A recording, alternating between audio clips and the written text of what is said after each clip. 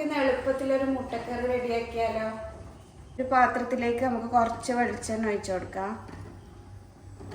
എണ്ണ ചൂടായി വരുമ്പോൾ ഒരു 1/4 ടീസ്പൂണ് കടുക്, ഒരു വറ്റൽമുളക് പൊട്ടി വരുമ്പം കുറച്ച് കറിവേപ്പില ഇട്ടാം. അതിലേക്ക് ഒരു 4 പച്ചമുളക്, അതിലേക്ക് ഒരു 5-6 അല്ലി വെളുത്തുള്ളിയും ഒരു കഷ്ണം ഇഞ്ചി ചെറുങ്ങനെ മുറിച്ചത് ഇട്ട് കൊടുക്കാം. ഒന്ന് വരട്ടാം. അതിലേക്ക് 2 മീഡിയം സൈസ് ഉള്ളി നീളത്തിൽ മുറിച്ചത് ഇടാം.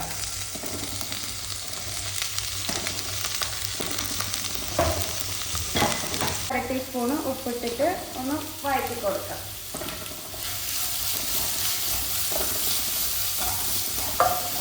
ഉള്ളി വഴന്ന് വരുന്ന സമയത്തേക്ക് നമുക്കൊരു 5-6 മുട്ട പുഴുങ്ങാൻ വെക്കാം.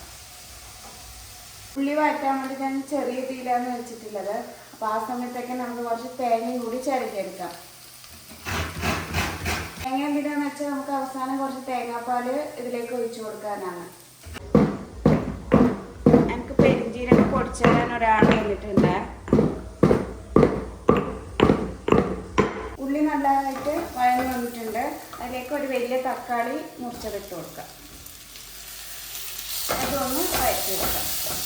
തക്കാളി നല്ലോണം വഴന്ന് വന്നിട്ടുണ്ട്. അതിലേക്ക് 1/4 ടീസ്പൂണ് മഞ്ഞൾപ്പൊടി ഇടാം.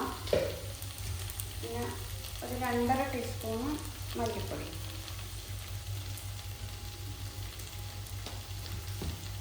പിന്നെ നമുക്ക് വേണ്ടത് ഗരം മസാലയാണ്. അതൊരു 1.5 ടീസ്പൂൺ ഇട്ട് കൊടുക്കാം. അത് നല്ലോണം ഒന്ന് വഴറ്റിയെടുക്കാം. പച്ചമണം മാറുന്നത് നല്ലോണം ഒന്ന് വഴറ്റിയ ശേഷം നമുക്ക് ഒരു ഉരുളക്കിഴങ്ങ് മുറിച്ചത് ഇട്ട് കൊടുക്കാം. അതൊന്ന് മിക്സ് ചെയ്തതിന് ശേഷം നമുക്കൊരു 1/2 കപ്പ് ചൂടുവെള്ളം അതൊന്ന് ഒഴിച്ചിട്ട് ഈ ഉരുളക്കിഴങ്ങ് ഒന്ന് വേവിച്ചെടുക്കാം.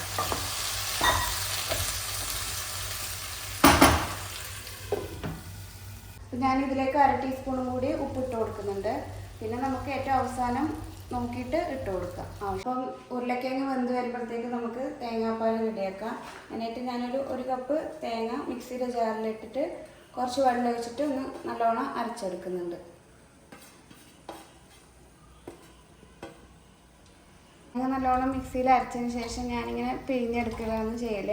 1-ാം പാൽ 2-ാം പാൽ അങ്ങനെ എടുക്കാറില്ല. മൊത്തത്തിൽ അരച്ചിട്ട് ഇങ്ങനെ അരിപ്പ വെച്ചിട്ട് പിഴിഞ്ഞെടുക്കും. ഇത് ഒഴിച്ചാലും കറിക്ക് നല്ല ടേസ്റ്റാണ്.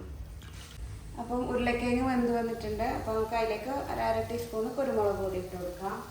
പിന്നെ നമുക്ക് വേണ്ടത് പെരിഞ്ചീരകം പൊടിയാണ്. അതിൻ്റെ ഒരു പൊടി ഇല്ലാത്തതുകൊണ്ട് ഞാൻ മുഴുവൻ എടുത്തിട്ട് ഒന്ന് പൊടിച്ചെടുത്തതാണ്. അതിട്ട് കൊടുക്കാം.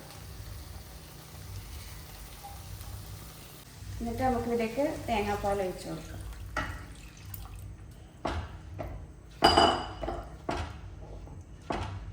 തേങ്ങാപ്പാൽ ഒഴിച്ചതിന് ശേഷം ജസ്റ്റ് ഒന്ന് തിളച്ച് വന്നാൽ മതി. അധികം തിളക്കണ്ട. നമുക്ക് ജസ്റ്റ് ഒന്ന് അടച്ചു വെക്കാം. സമയത്തേക്ക് നമ്മൾ മുട്ട വെന്ത് വന്നിട്ടുണ്ട്. അത് നമുക്ക് ഇങ്ങനെ വെച്ചിട്ട് ഇങ്ങനെ ഇതുപോലെ കീറിട്ട് കൊടുക്കാം. അപ്പം മുട്ട ഇട്ട് കൊടുക്കാം. ഈ സമയത്ത് നമുക്ക് ഉപ്പ് നോക്കാം. അപ്പോൾ ആവശ്യമുണ്ടെങ്കിൽ ഇട്ട് കൊടുത്താൽ മതി. പിന്നെ വേണ്ടത് കുറച്ച് മല്ലിയില മുറിച്ചത് അതും കൂടി ഇട്ട് കൊടുത്തിട്ട് നമുക്ക് തീ ഓഫ് ചെയ്യാം.